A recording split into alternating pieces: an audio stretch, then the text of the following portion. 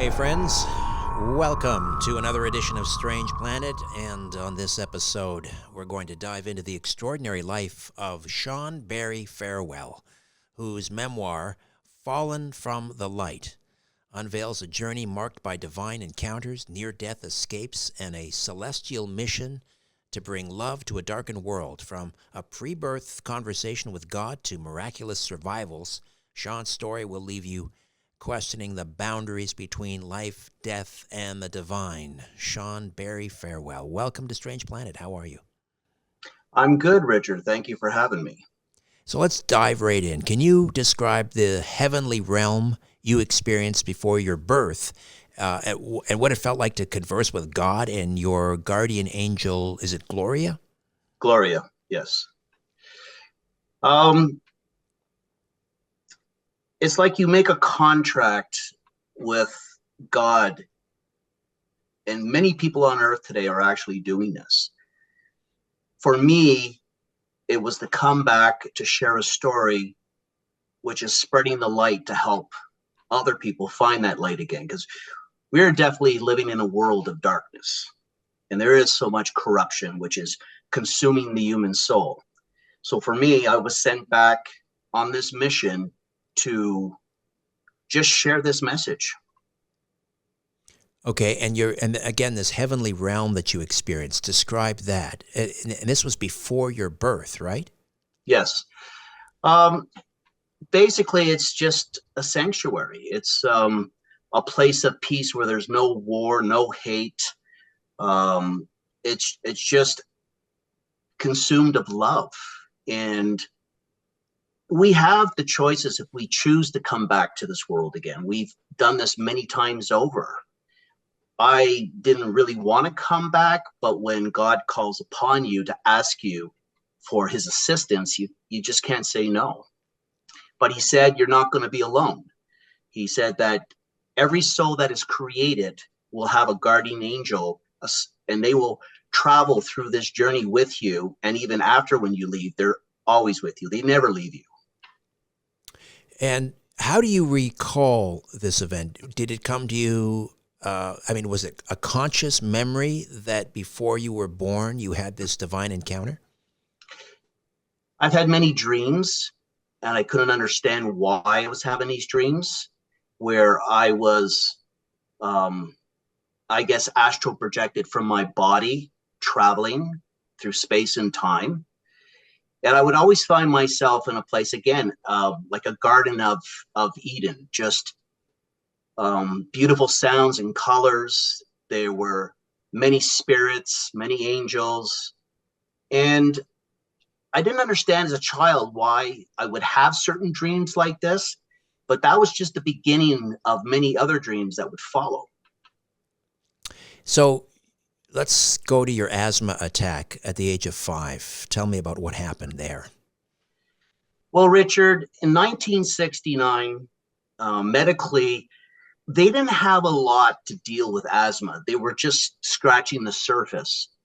And my oxygen levels were dropping, which meant that there's a chance I'm going to die.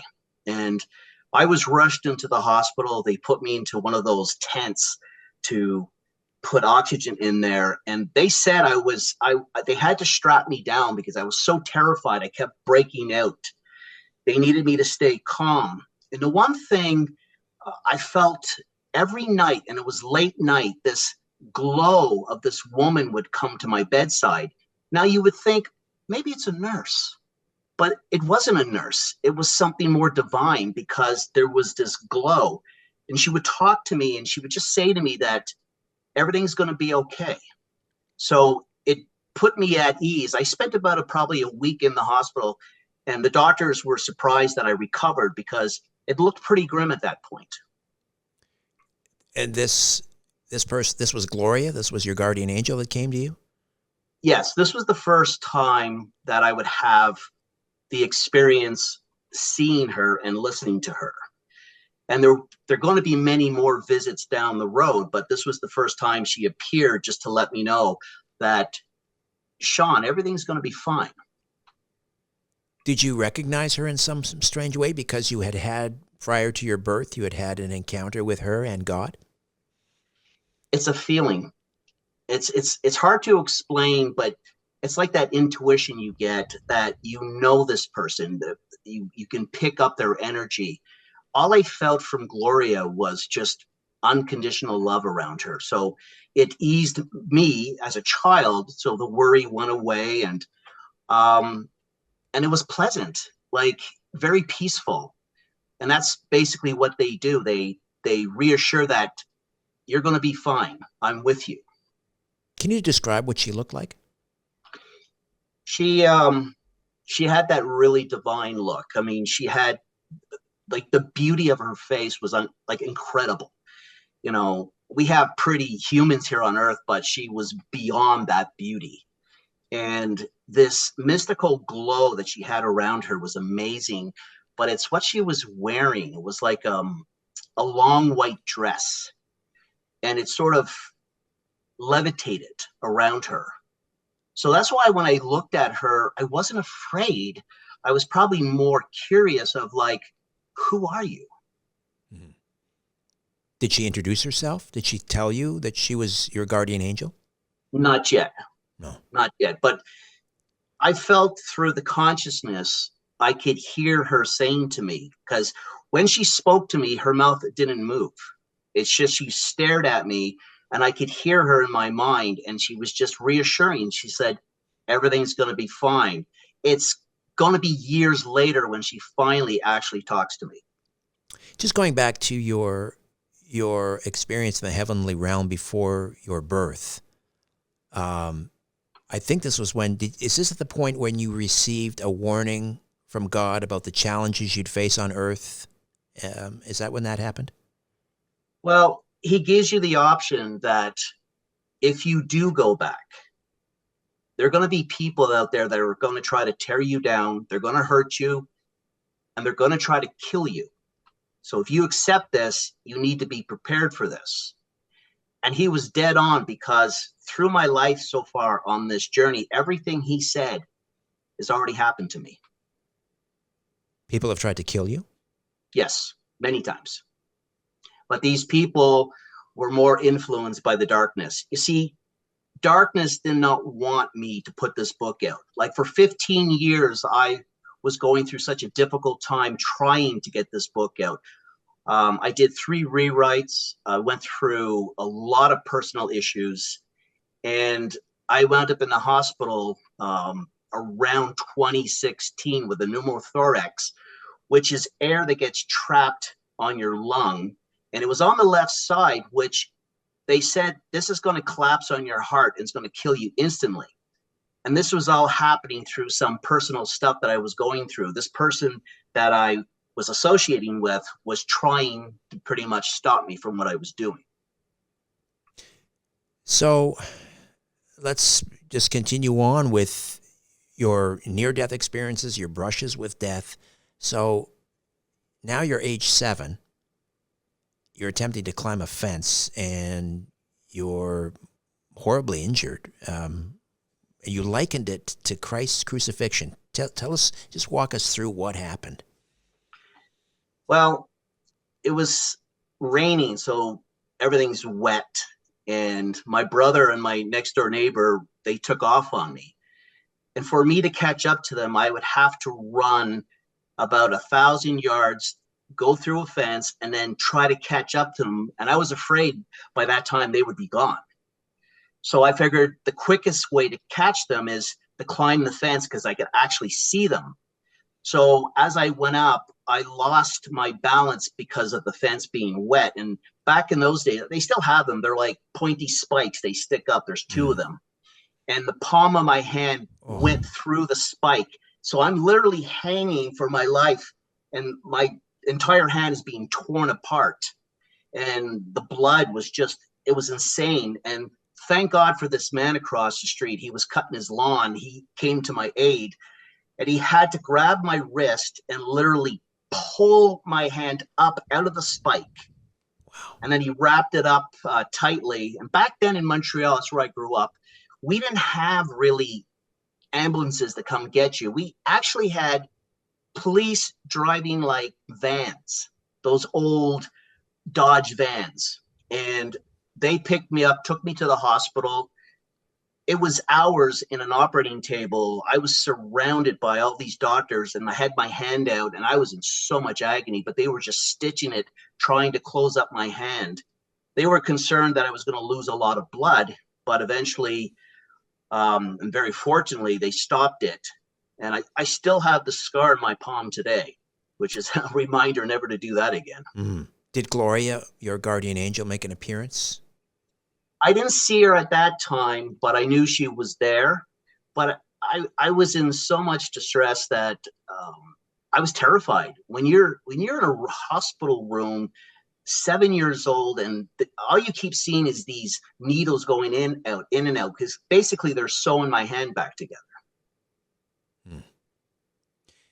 You likened it to Christ's crucifixion. Obviously, I think most people understand the symbolism there.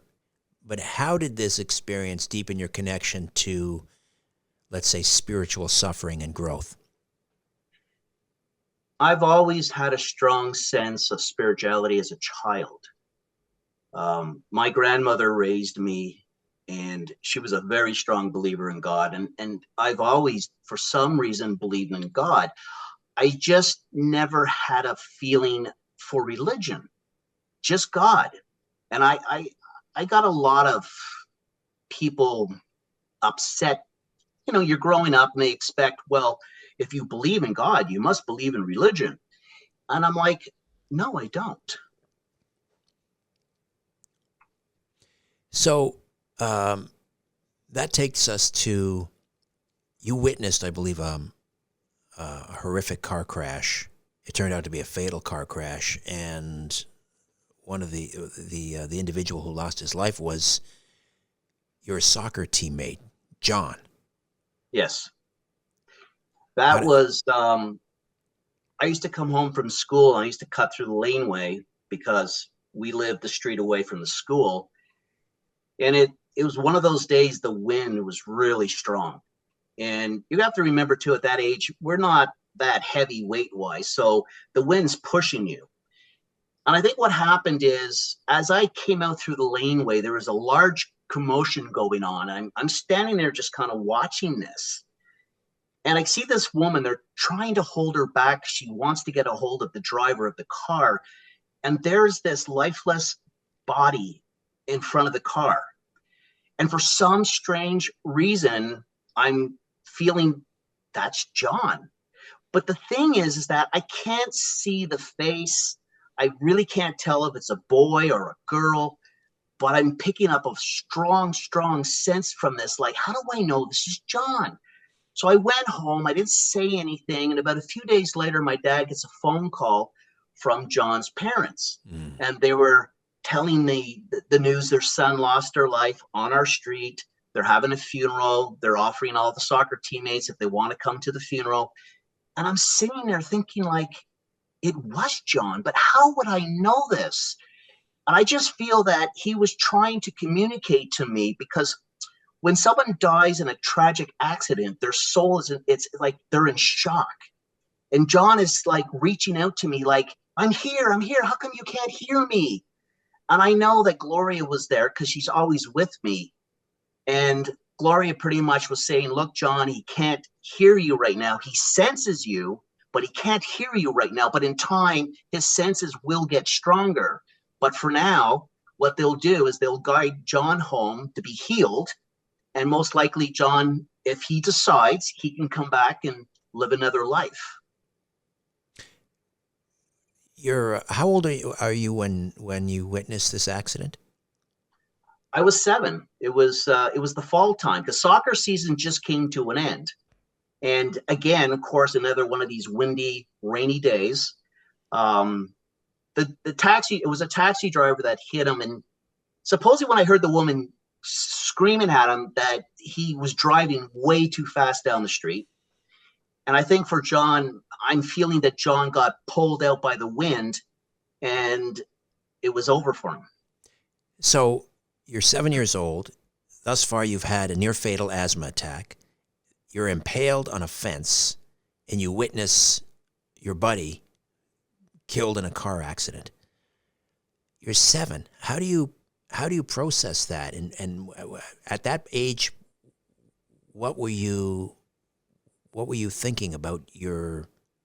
I mean, at that point, were you remembering your encounter with God pre-birth?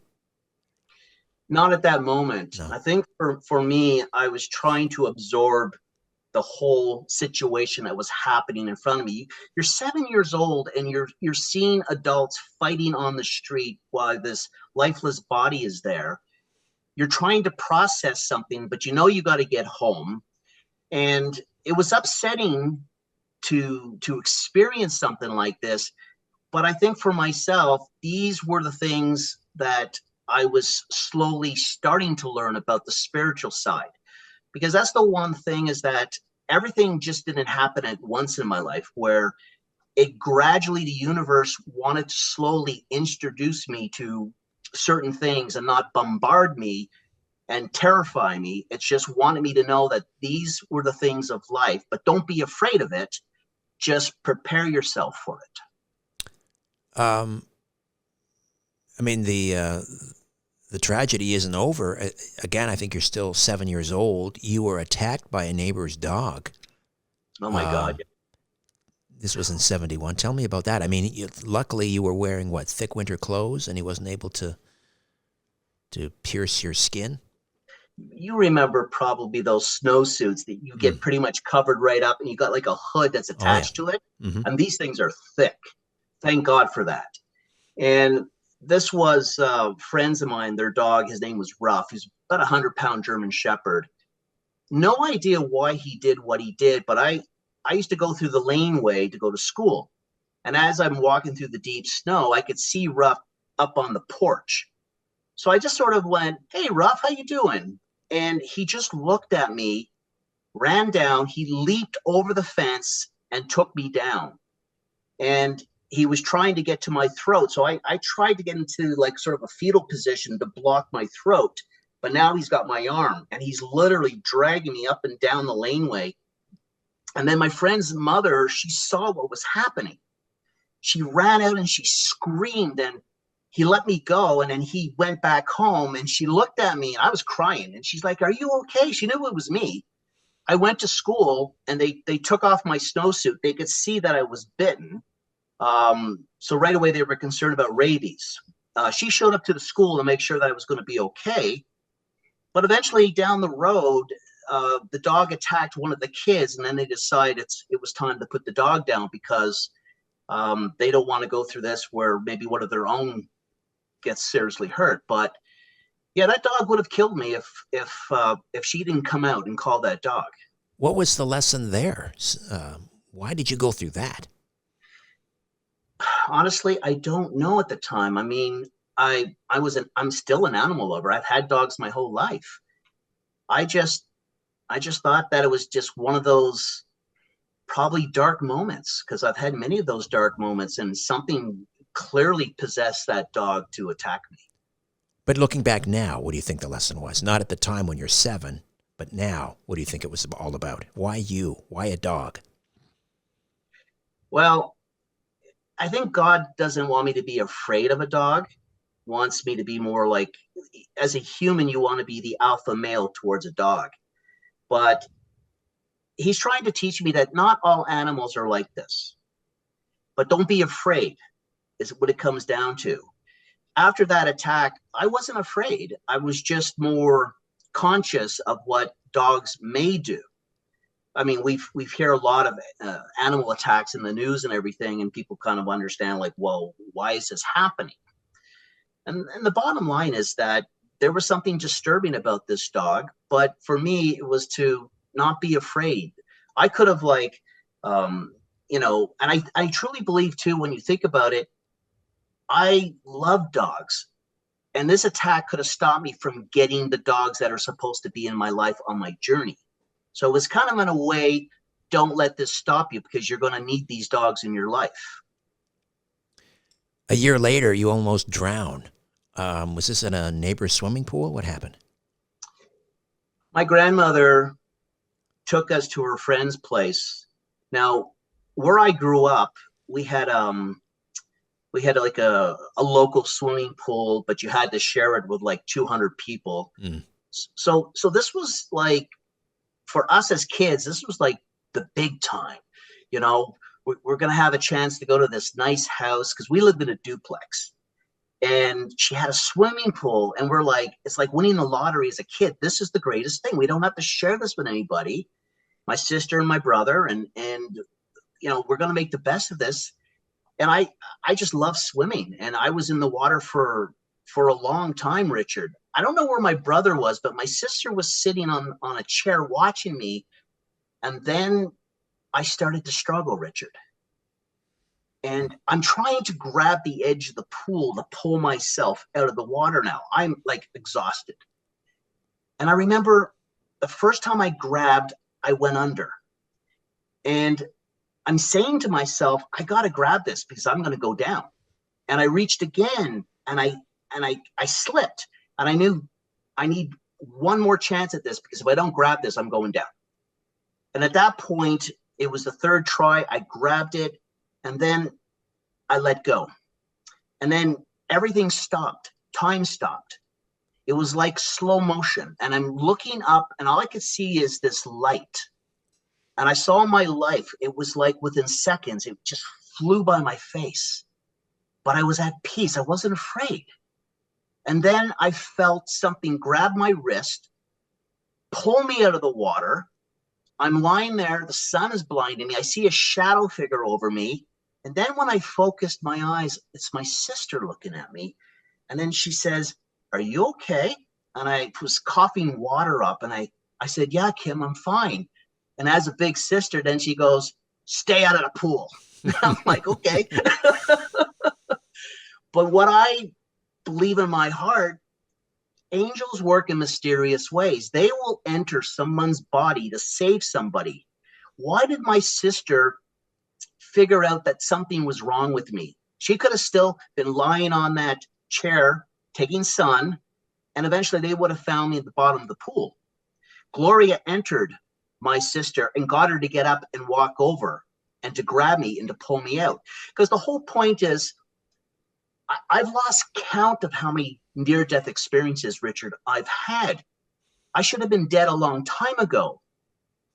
But they're there so I can continue this journey, but also I've got to learn on this way. There's many different things that I still have to learn. It's not my time. 1974. Now you're 10. And another incident with a car. This one, I mean, is really strange because it, according to your memoir, witnesses claim that when the car should have hit you, but it seemed to pass through you, or you passed through the vehicle. Talk to me about that. But it's funny, I was talking to my cousin the other day about this. She was the first one to buy my book, and she told me she lost sleep. She couldn't put it down. But she said what really stood out in the book too, besides a lot of other stuff, was that day when I ran across the street. It was nice where we lived because there was a park. And I could walk out of my door, Richard, go about 50 yards, and then there's the crosswalk. You go across the crosswalk, and you're in the park. And I remember this sunny day. It was around, I don't know, it was a Saturday, and I think I was hungry. I wanted to go home.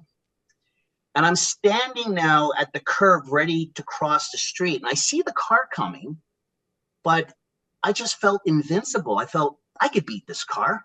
I'm fast. And it's like everything slowed down. It's kind of like, I don't know if you ever seen the movie Flash, where you see everybody's like moving slow, but he's moving at that light speed. It was sort of like I was going through this light speed. And then the next thing you know, I'm on the other side of the street, just sort of staring. And this guy jumps out, points his finger at me, says, "You." Now I thought I was in trouble. So I run home. I guess he put his car on the side of the road. He chased me. So I ran up the stairs. My father's sitting at the kitchen table, and he sees me, and I run, make a left to go into my bedroom. And he's kind of wondering what's going on. I'm hiding under my bed. My father's a no-nonsense kind of guy. I figured I'm going to get a beating for this now. Mm-hmm. And I could hear the doorbell ringing, and my dad answers it, and I could hear the guy going, "I hit your son. We got to check him out. He's hurt." And my father's freaking out. So I could see these legs walking around the bedroom because I'm hiding under the bed. And then I see my dad look down at me. I'm thinking, like, I'm in big trouble, Richard. Like, he's going to drag me out and he's going to give me a whooping. And he pulls me out. His face is concerned. He's looking over me. He's checking me. And then the guy's checking me. He's looking and he's telling my dad, "Oh my God, he's cut. He's hurt. I know he is." And my dad's kind of like, "Okay, listen, we got to calm this guy down." So my dad takes him into the kitchen, sits him down, pours him a few shots of rum. In about 5 minutes, he settles down. And then he starts to tell my dad a story. And he says to my dad, "I swear to you, your son went right through my car." He said, "I saw him go through my car." And my dad's just sitting back like, he can't believe this. I'm standing beside my dad kind of going like, am I still going to get punished? Mm-hmm. But my cousin's going, that is quantum physics. It's like it's physically impossible for a human to go through all that metal and wind up on the other side. But for some reason, I was there. Wow.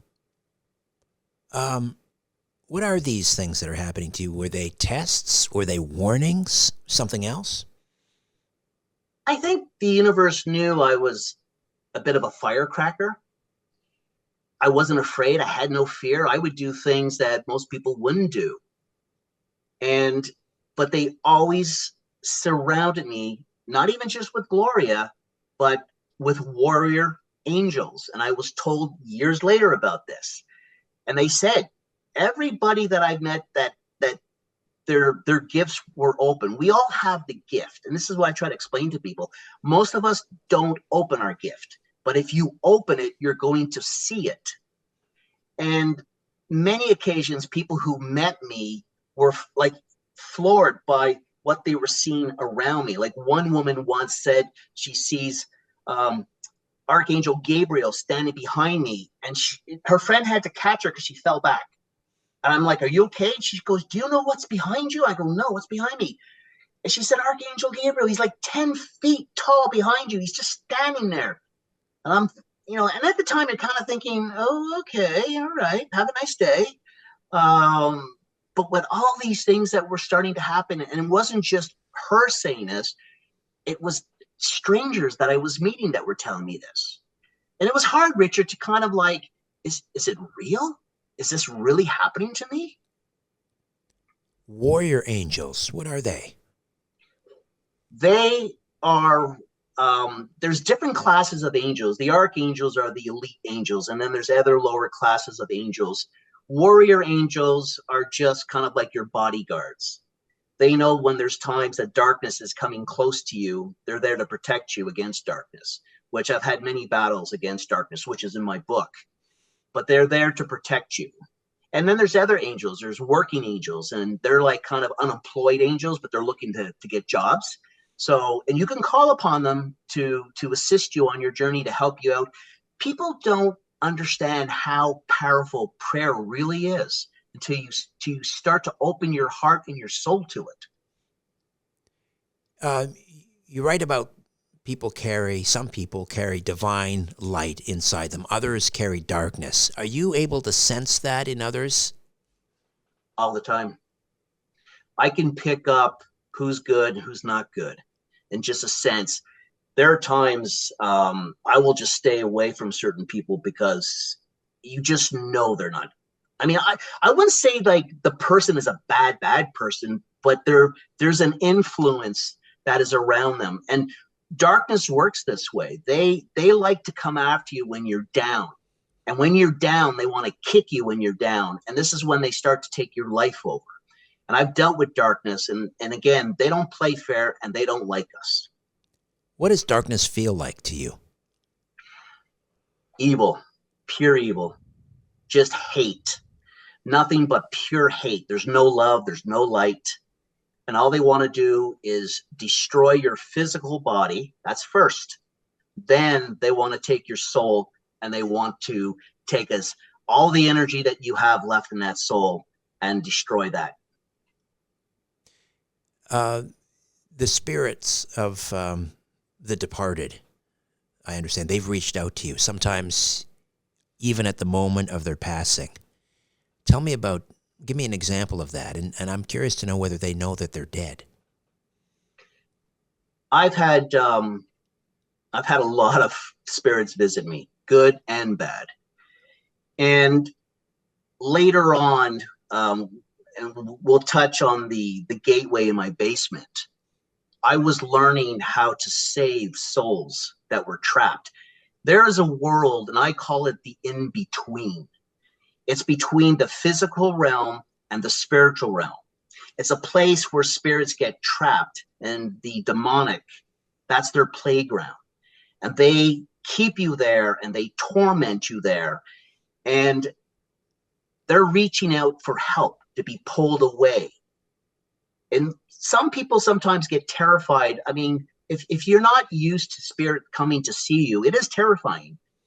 I started to get used to it and understand it, and they were communicating with me with the help of a powerful medium. And we were pulling them out of the in-between, and we were guiding them back into the light where the archangels would guide them home. On some occasions, we could actually hear the demons gurgling and chirping, and it's intense because they don't like what we're doing because we're taking this energy from them. They want to keep it for themselves. You got to remember, demons have hate for us. They're jealous of us because there was a time that these demons were actually angels. When the war took place in heaven, Lucifer came to earth, and the archangels that followed him became his demons.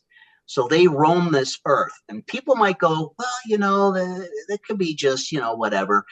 Until you experience actually angels and demons, it's a wake-up call.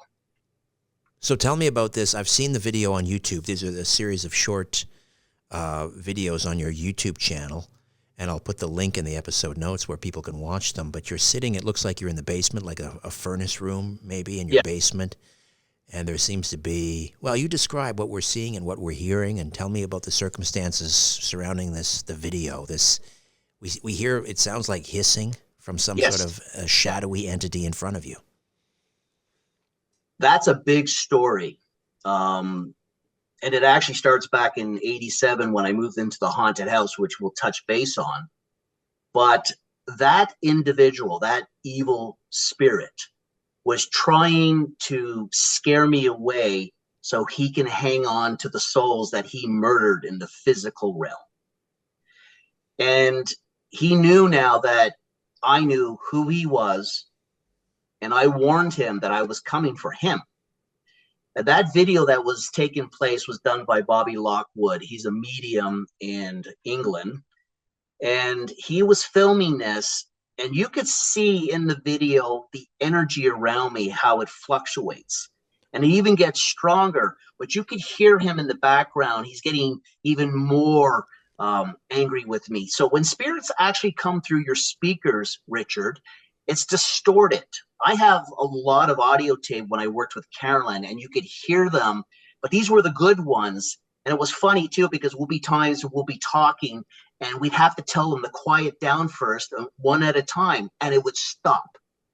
So me and Carolyn would talk, and then they would start up again. This is what he was doing, but he was growling and hissing at me, and you could see a bit of blue around me. That was Archangel Michael. Michael's got purple and blue colors around him. All archangels have colors.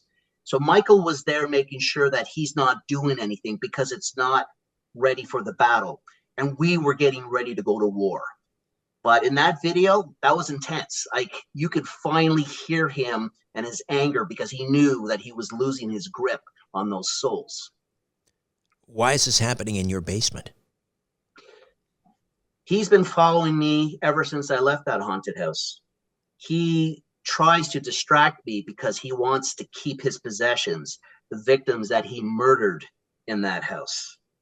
So this was the final straw. He knew at this point now that he was either I was going to run away from this, or I'm going to stand and take my ground and take him on. So basically what happened afterwards, he left and he gathered about 100 dark spirits. And 3 days later, It's when the battle took place in my basement. And what happened during this war? You went to war, you said, with this demon and his buddies. What happened? Well, we had it arranged. Carolyn, she lived in the States, so our timeline was good. Bobby's in England, so it's like a 6-hour difference. And Beck is in Australia. It's about almost 12, 14 hours difference. So the plan was to get up 6 o'clock in the morning on a Saturday, and we were all going to do a special prayer ritual to free the trapped souls from this evil entity.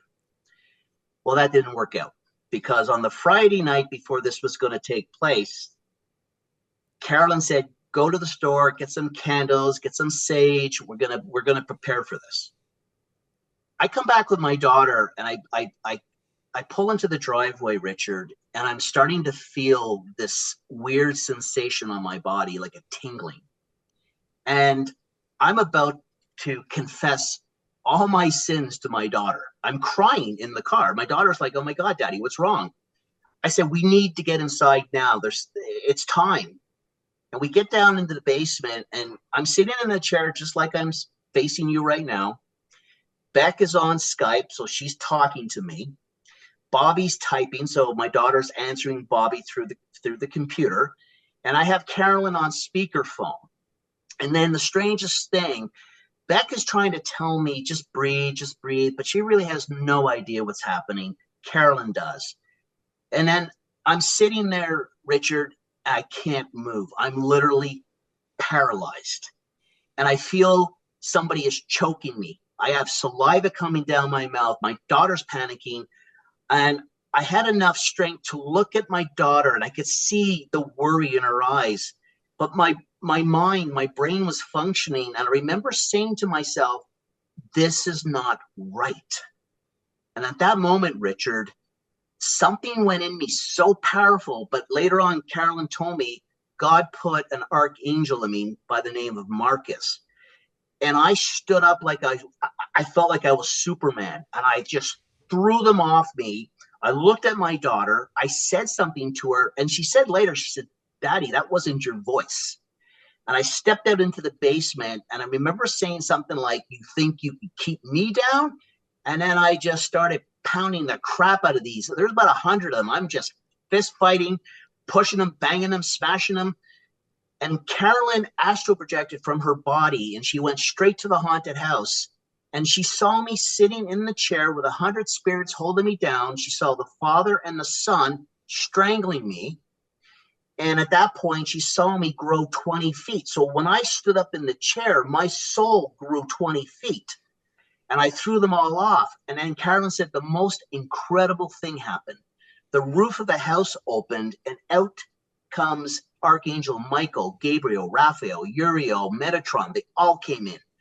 And all the dark spirits took off like little cowards. But the Father and the Son, they were frozen. They couldn't move.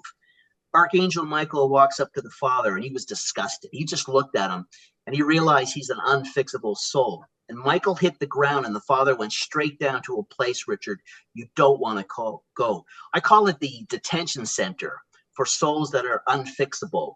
They're going to go there and feel the pain and the suffering. And this is the energy that they did here while they were on earth. That's their way of learning their lessons. And hopefully one day they'll ask for forgiveness. But for the Son, it wasn't his fault. You see, the story with him is he murdered his wife and daughter. And he raised his son to do the same thing, to hate women. So he had his son committing these crimes too. But his son was attached to me, Richard. My body was like on fire. My cells were just bubbling. It was like a vibration frequency going through me. Like I was literally shaking. I couldn't stop because he was attached to me. And I remember telling him that I forgive you. I love you, but you need to tell those victims that you're sorry and ask for forgiveness. And this went on for about 10, 15 minutes, Richard.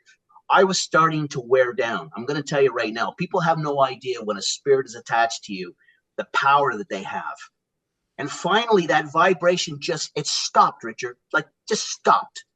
And then I could hear Carolyn, she's crying and she's saying, Shawn, The spirits are hugging him. They're forgiving him. And then she said, Michael opened his wings and gathered them all, and off he went. And I remember I fell on my knees because I had no strength left. And I was crying. And Karen goes, why are you crying? I said, I'm sorry. I'm sorry. She goes, why are you sorry? I said, I should have done something back in the 80s. I should have known. And she said, but you didn't know. It's not your fault. And then it felt like a punch in my gut. And it was the hand of God went right in me, and he ripped all the negativity, all the sin from myself. It was like a cleansing of my soul. And I fell on my stomach, and my daughter was lying. We were looking at face to face at each other. And she's like, Daddy, I love you. And I'm like, Jamie, I love you. And then I start to feel that electricity again, but on both sides of my cheeks. And I'm like, oh, and I'm like, Carolyn, help. They're back. They're back. And she's laughing at me. She's like, silly goose. She says, that's all the spirits. They just came back to say thank you. And it lasted for about 30 minutes, Richard, where my cheeks were being touched by these spirits that I finally released from their prison. Why did you feel guilty? You said you should have done something about it in the 1980s. What do you mean by that? When I moved into that house, Richard, it was 1987. I was there for 2 years. And I did not get any rest in that house. It was paranormal 24/7. There were times, Richard, I would be in bed 3 o'clock in the morning, and I could hear people walking around my living room. Not one, a lot of people. And I'm living there with my brother and my roommate. This house was built in 1830. It was a mansion, but they broke it into 9 apartments. So we were on the main floor. And what happened was I would open up my door to tell my roommate and my brother, like, hey, keep it down. I'm trying to sleep. And I would open up the door, Richard, and that walking would stop. And there's no one there. But I could hear it. So I was trying to ignore it, and it just progressively kept going almost every night. And I wasn't the only one being affected. My roommate and my brother were hearing this. And that was just some of the stuff that was happening in that house. And I didn't know about the dark secret. All I knew is while I was in that house, all those victims, they attached themselves to me because they knew one day I was going to be the one that was going to fight the dark spirit for their freedom. But he knew this, and this is why he was trying to scare me while I was in that house. And one night, I'm on the main floor. I got a picture of this house, and anybody can crawl through my window, Richard. That's where my bedroom was. And I started waking up, and I see this man sitting at the edge of my bed. I could see him just as I'm looking at you. And I'm thinking in my mind, oh my God, someone crawled through my window. And I lifted my body up and to point at him to say, what the, but I never got that word out. Mm-hmm. And it was like a flash of light before my eyes. And it spun like a whirlpool at the ceiling and disappeared. This is the first time that I've actually experienced spirit energy, which was, I'm going to tell you, was the coolest thing. I say that now, but back then it was pretty creepy. And then there were 2 ladies that lived in one of the apartments, and they were experiencing, they saw this man walking around their apartment. But around the corner of the house, Richard, we had a separate entrance for the laundry room. And this is creepy now. And I used to go there with my dog, Bear. And dogs are spirit detectors. They'll tell you when spirit is in your place. They know, they sense it. And you got to kind of walk about 10 feet. Then you got to make a left, walk another 10 feet, open a door, and you're in this little room with the laundry. And we share this with the other people in the house. So there was a day I'm doing the laundry, and Bear's staring down the hallway, and his head is turning back and forth. I'm thinking, oh, somebody's probably going to come in, and they'll probably want to do the laundry also. So I walked around to see who was coming, and there was nobody standing there. And I thought that was strange. Okay, or whatever.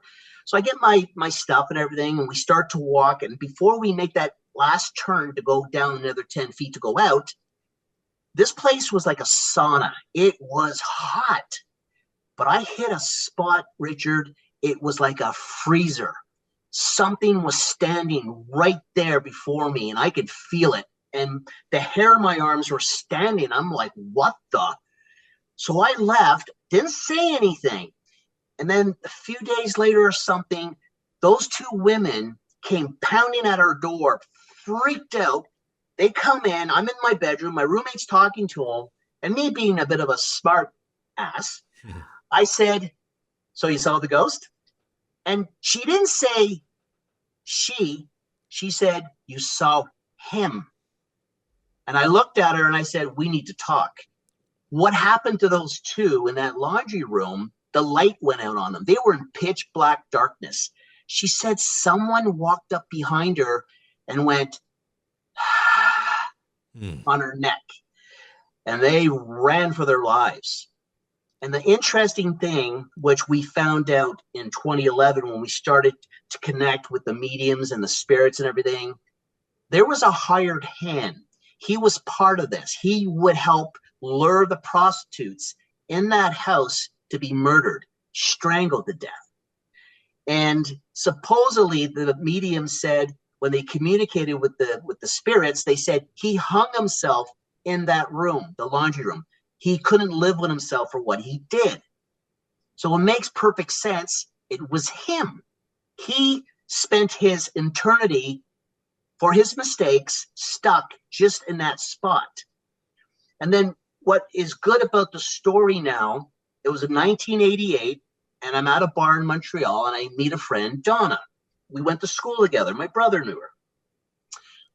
We leave the bar, and I said, "Look, Donna, I got to stop by my house. I got to get my dog Bear out to go to the bathroom, and I'll take you to the Metro." Now, if you know Montreal, the Metro is the subway. Mm-hmm. We call it the Metro. And she was like, "Okay, yeah, I haven't seen your brother in a while. Let's go in." And we're laughing like we were at a comedy show, Richard. We're just having a great time. And we walk into my house, and I make a turn to go to my bedroom, and Donna stops, just stops. Her face changes of fear. She takes her two hands, Richard. She puts it on her throat, and she's crying. And she looks at me. She goes, "I can't stay here." And she runs out of the apartment. And I chase her. I'm like, "Donna, what's going on?" "Richard, she is begging me not to go back in that house." She goes, "I cannot go in there." I said, "Okay, all right, relax. I'll take you to the Metro. Let me get my dog and everything." She would not talk to me, Richard. She wouldn't say a word to me, but I knew she saw something back then, but I couldn't put my finger on what it was until the spirits were communicating in 2011. They were strangled to death. She saw it, Richard. She saw that evil spirit. She saw the victims. She felt how those victims died. Until this day, Richard, 37 years later, she still won't tell me. I put it out to her a couple of times, but now I think she's going to open up to me because recently I put a posting of my book on my Facebook page, and she made a comment, "I'm going to buy the book." So maybe I'm going to get my answer what she really saw.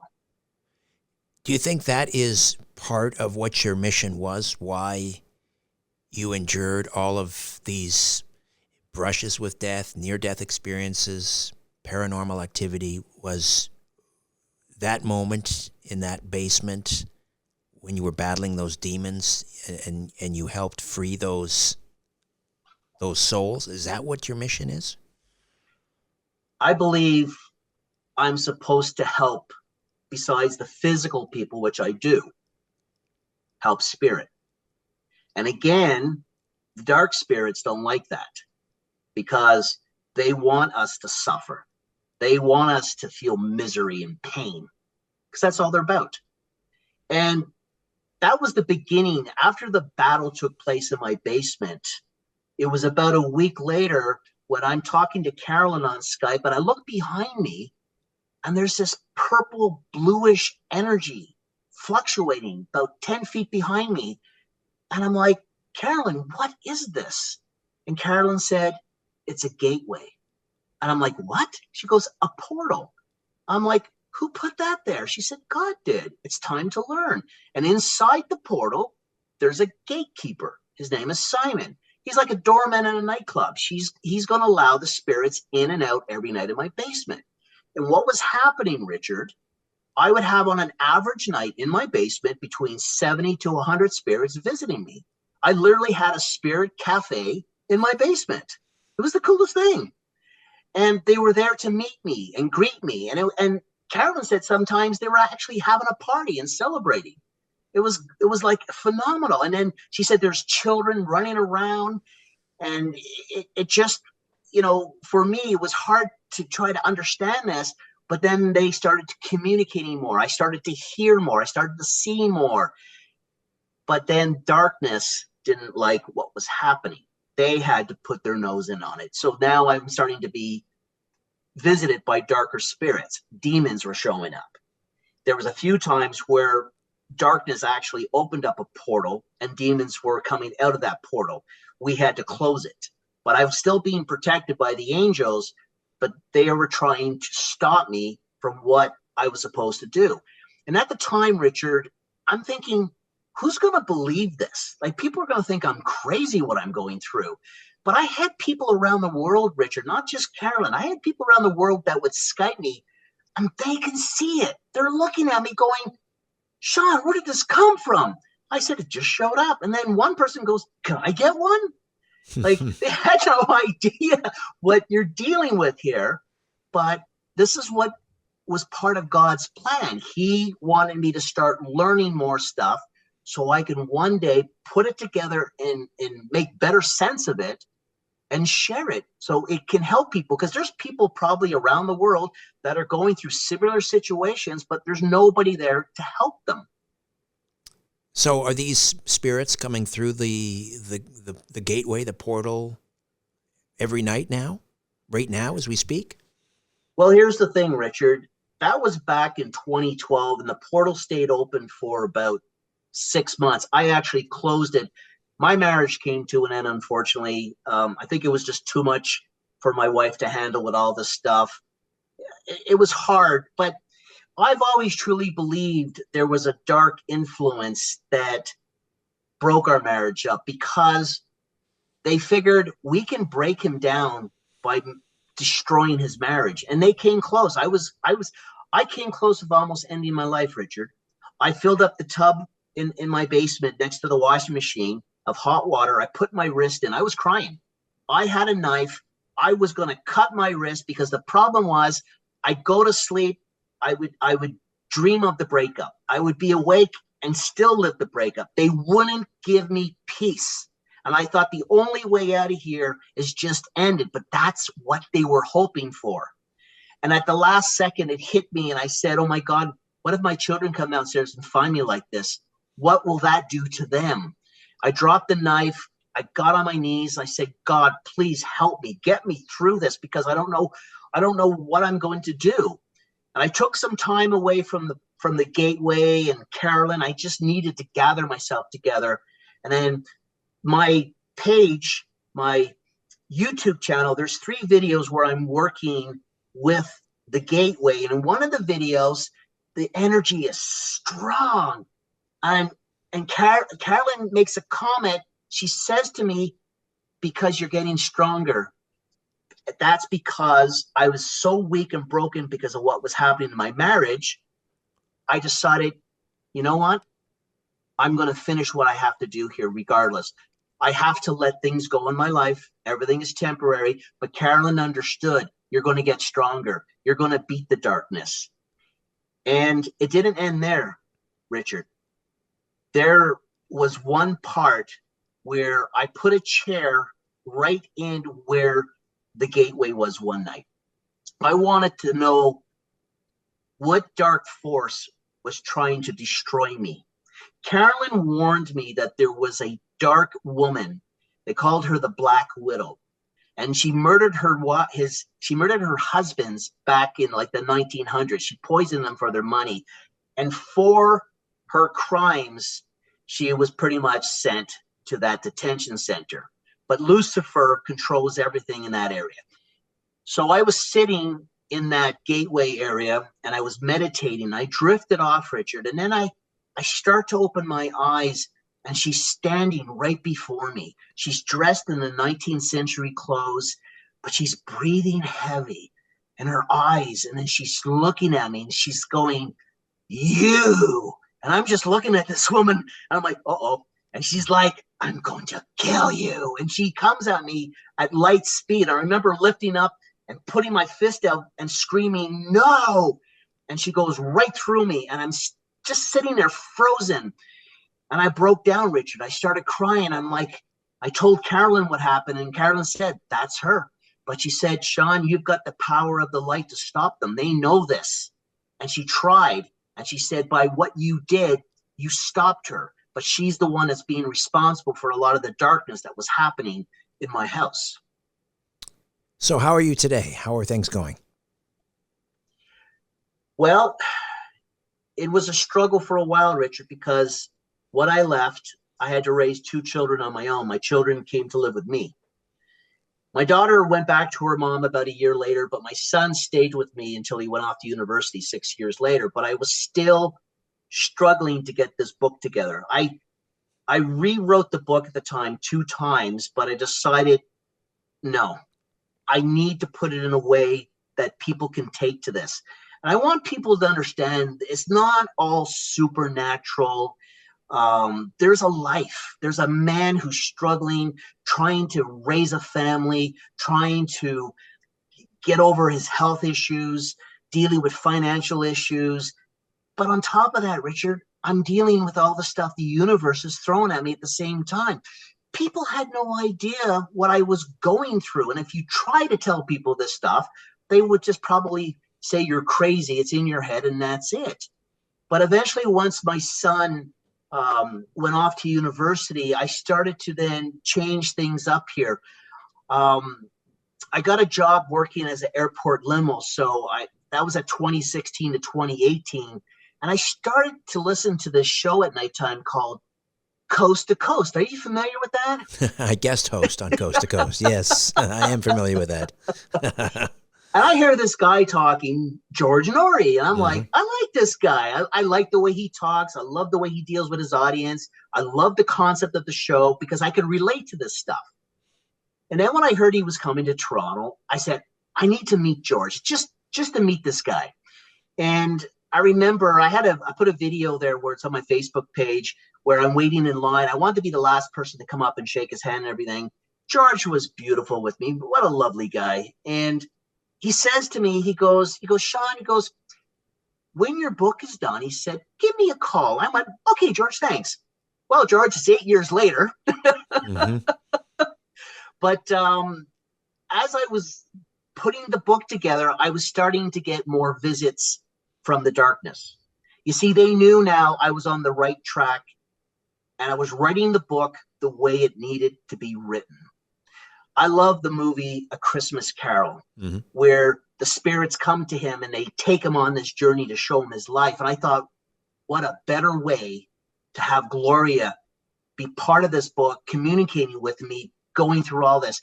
And you did bring up a point when the first time Gloria would finally speak to me. That was in my basement. One night, she channeled through Carolyn. And this was the strangest thing. Carolyn's talking to me. Carolyn's got she's from Arkansas, so she has that, how you doing? But I heard this woman start talking, and she was speaking a language I couldn't recognize. She was just blah, blah, blah, blah, blah, blah. So I'm going, who is this? Carolyn, are you there? Who's talking? And this person would not stop, Richard. They kept going and going and going and going and going. And then finally, it got quiet. And I said, who is this? And I hear, Gloria, your guardian angel. And I went, really? She said, Shawn Barry, I need to tell you things. Time is a factor. And she starts telling me about these keys that I'm supposed to get from a room and many keys to open all these cabinets or whatever. And she's going on with all this other stuff. And then the creepiest thing she says to me right before she leaves, she says, beware, the beast is near. And the strange thing, and I didn't put it in my book because people would think, this guy's probably losing it. Somebody visited me the following week, and it's somebody you don't want to meet. And I'm sure you have an idea of probably who I'm talking about. He kind of runs the underground. And he pretended to be Jesus. And he was communicating through a medium. And I said to him, well, if you're Jesus, then could you answer these questions? But he couldn't answer them. He didn't want to answer them. He says, I will tell you later. Afterwards, Carolyn told me that was Lucifer. You see, they don't want people like me and other people to do God's work because that's just going to ruin everything for him. And all these demons that he threw at me and all these dark spirits that he threw at me, he was trying to stop me. But I tell people, if you stay in that light, they can't enter that light. They're terrified of it. And just recently, because you asked me, like, how are things now? I still get visited by good spirits, Richard. I had one a few days ago where I saw this little girl. She ran right by me and she's giggling and laughing and skipping. But the amazing thing is she had this beautiful light. It was a color light. It followed her. And she waved at me just to say, we're here. We're not going anywhere. And then I had another visit, but it was 5 dark spirits coming at me. And then I set myself to fight them. And they just disappeared because they realized, damn it, he woke up. Because the one thing about, you hear about people who have these issues sleep paralysis. And it's a common fact where people are being attacked by dark spirits in their sleep. For some reason, Richard, I would wake up at the exact moment when they're about to jump me. And when they see me, they're kind of like, oh boy, he sees us. And I do see them. So they still try, Richard, but I get a mixture of good spirits coming to see me. And I do get the odd visit from, as I call them, turds. They come to visit me here and there, but they learn real quick that you're not going to win this battle. You need to get out of here. So surround yourself in that light. That's the most important thing. I mean, Richard, I'm used to this life now. I've decided to dedicate my life to help people to find that light, to share kindness with others, give people a chance. Because see, darkness doesn't want to give you a chance. It's like when you're down, they want to keep you down. And this is what they tried. They tried to stop me from releasing this book because they know how much this book is going to make a difference, helping lost souls find their way back to the light. And that's what my book is. It's a roadmap. Fallen from the Light. How do we get a copy, Shawn? People can go to Amazon right now. It's in 3 formats. You have the hard copy, paperback, and ebook. I am going to work on a Audible because I know a lot of people like to listen. The quality of the paper is top quality paper. So when you touch the book, you're going to like the feel with the color pictures. It has a great story to encourage people never to give up. Fantastic. Hey, Shawn, what a remarkable story. You've had quite a life, and here's to many more years. Thank you so much for this. Thank you, Richard. A new Richard Syrett's Strange Planet drops every Monday, Wednesday, and Friday.